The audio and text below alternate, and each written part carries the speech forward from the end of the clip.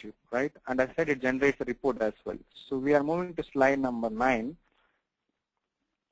So this says in a high level the steps what we need to do, right? It starts with application assessment, installation, then the configuration, migration, importing AR and the source code, configuring the migration tool for analysis, analyzing the code for migration, manual application changes, which is very minimal, and finally deploying and testing.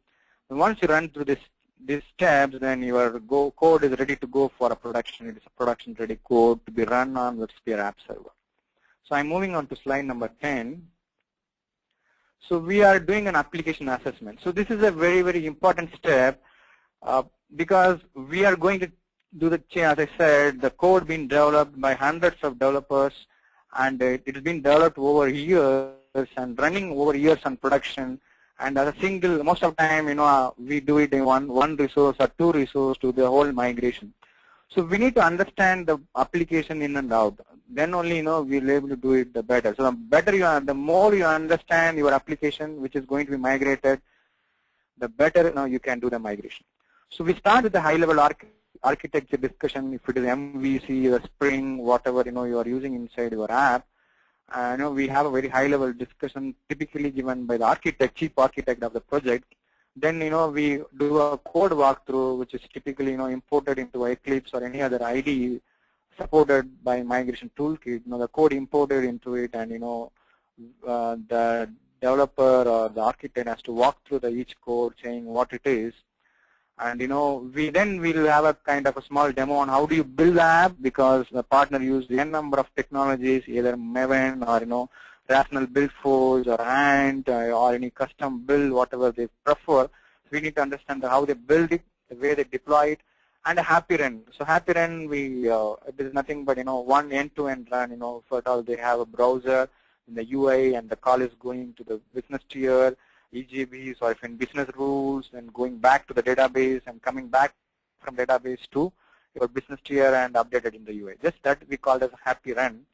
The idea behind is, we are going to migrate, so we need to make sure that application is stable, because if the error is coming because of the known bugs in the application, then that is going to be a big headache for us, because doing migration because of the incompatibility with the VAS, there could be some errors.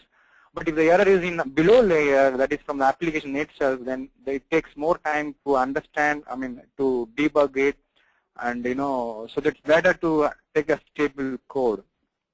Then we need details on Java EE version, what is the current one and what is the expected one. That is Java version, and the Java resource details such as the data source config, messaging config, etc., and the approximate sizing of the app, the number of EJBs, the type of EJBs, the number of servlet and JSPs, and most importantly, we need a list of third-party libraries, the name as well as the jar, so that we have to provide the same thing in VAS environments. We need the name as well as the jars, and if typically any framework used in the app, the existing app server version, and the Java EE version supported by that, and the target WebSphere app server version, and if at all there is any vendor-specific code like T3 protocols, and JBoss Cat, things like that, if you are already using it, we need that detail as well. And also, if you are part of migration to a WebSphere app server, if you also have any option to upgrade your Java EE specification, then also you can inform us.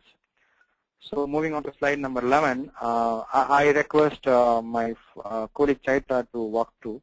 Over to you, Chaitra. Thank you, Vala. Hello everybody, thank you for joining us. In the coming slides, I'll walk you through installing and configuring the migration toolkit, basically how you can use the migration toolkit for your application migration. So I'm in slide number 11, installation. So for installing migration toolkit, it's basically an Eclipse plugin. So you need either an Eclipse or a RAG to install the migration toolkit. And the migration toolkit itself, preferably the latest version, that is 3.5, and the WebSphere app server with latest 6-pack. This is the target environment in which you want to migrate your application to. So in the next slide, slide number 12, we have the link to download the toolkit. This is a freely downloadable toolkit, and you can download this from the Developer Works forum as shown.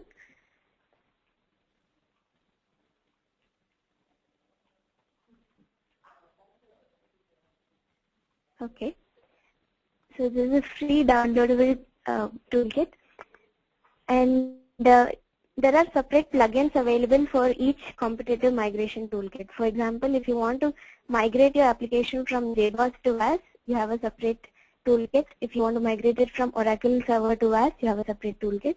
If you need a version-to-version migration, there is also the toolkit available in Eclipse Marketplace.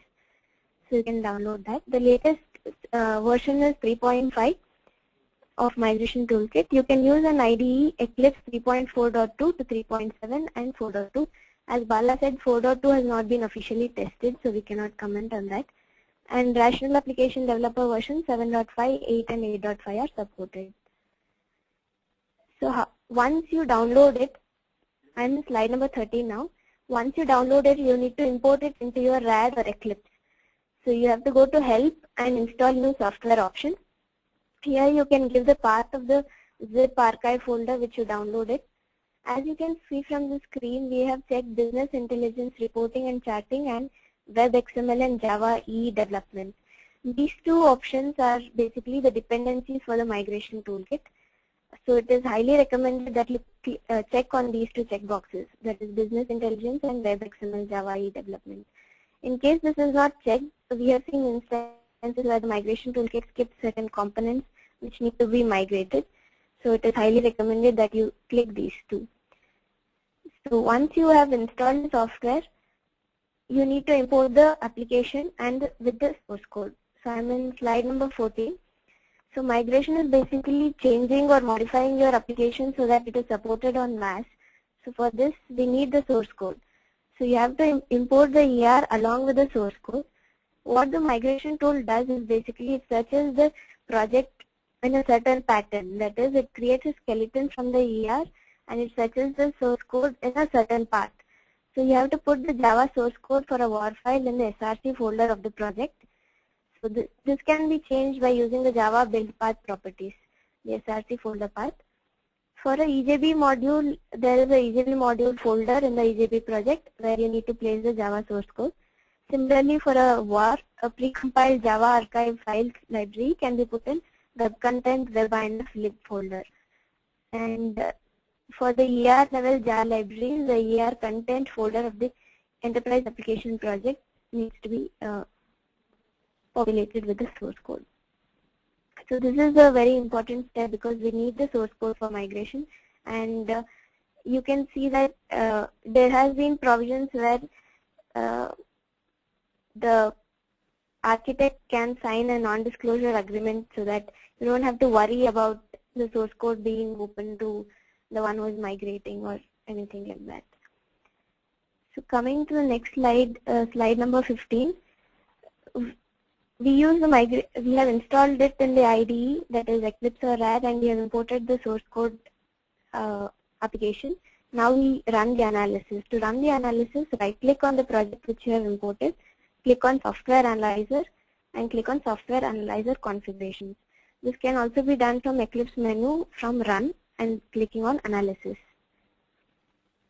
And in slide number 16, once you click the Software Analyzer, a window opens up which is called Create, Manage and Run Configurations. This is basically where you define the scope and rules of migration.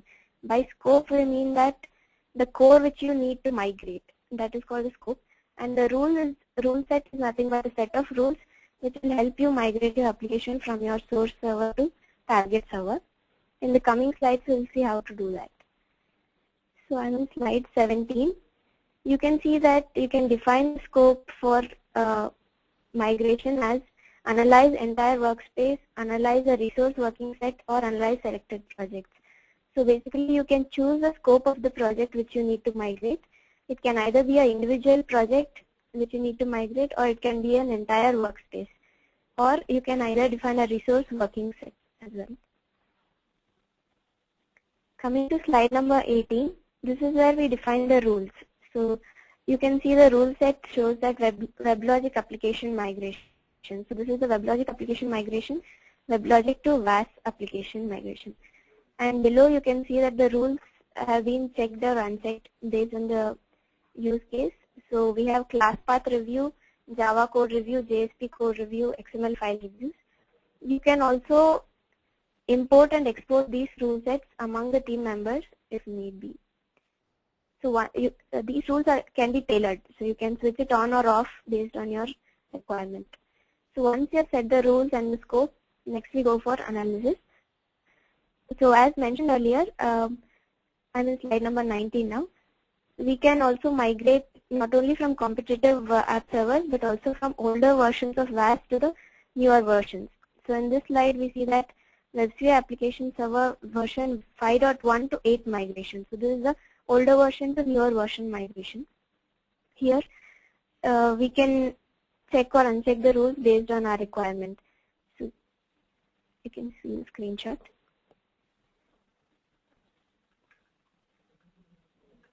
Under the rules, we have something called as severity. This shows the 3 types of severity, that is severe, warning, and recommendation. We'll see in the coming slides what these do. So I'm in slide number 20. So what you have done so far is you have installed the migration toolkit, imported into your RAD, set the scope and rules for migration. So now you have the analysis. This analysis results can be found in the software analyzer result tab, which you can see below. This is further divided into 4, that is Java code review, JSP code review, XML file review, and class path review. So these individually show which rules get triggered and the file name along with the line number.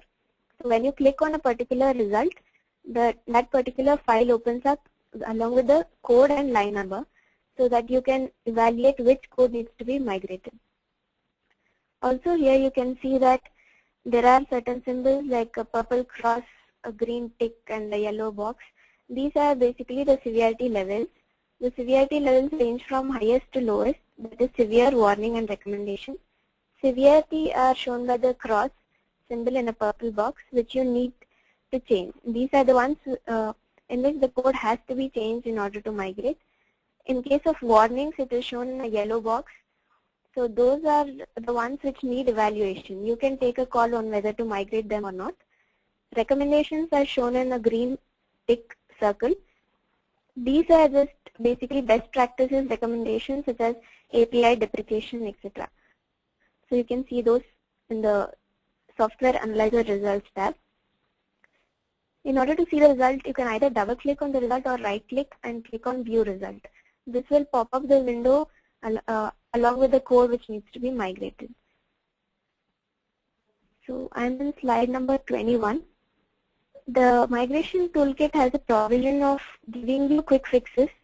So these have been inculcated by the industry experts based on their experience.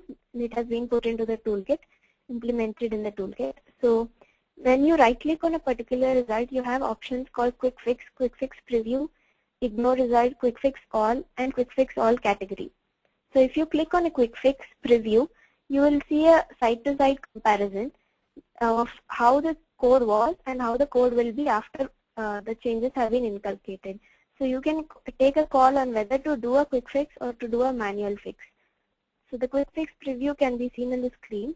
This shows the Java source compare between the WebLogic and VAS. So this is before migration and this is after migration. So you can take a call on whether to apply a quick fix or to do a manual change.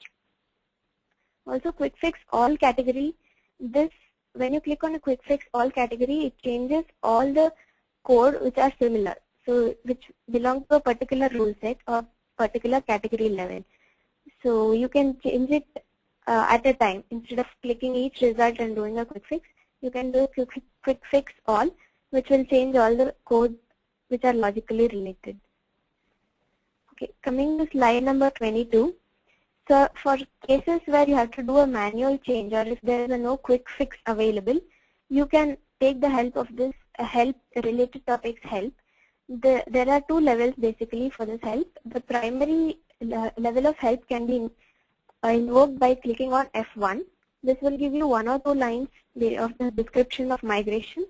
If you need any more help, you need to go to the second level, that is detailed help. By clicking on detailed help, you get certain examples as well as instances where migration has proceeded. Next, coming to slide number 23. This is additional rules in case you want some static analysis for your code and best practices to be invoked on your code. You can use this additional rules such as J2SE best practices, J2EE best practices, so that you can have a code which is ready for production, which is up to standard and up to par. So this is the latest feature introduced in the toolkit. After all these changes, there might still be some changes which you need to do manually. And in slide number 24, in which manual application changes are shown. So some of the manual application changes which you need to do are custom JSP tags, which are case insensitive. I think Bala already mentioned about those earlier. So you need to look at these manually and change them manually. And app server specific functionality, that is, in WebLogic we have something called as virtual directory, which is changed in WebSphere to be extended context root. So you need to take care of these manually. So once you have done all this, you are ready to deploy. I'm in slide number 25. But before deploying, you have to go to the WebSphere application server which you have installed, that is the target environment. Make the necessary configurations in the admin console, such as data source or JMS or JNDI naming, JNDI naming configurations, etc. in the admin console. Make sure all the configurations needed for your application to run have been done. Then you can deploy the application and test it. There might be some runtime exceptions which you need to fix manually. So this is basically how you use the migration toolkit.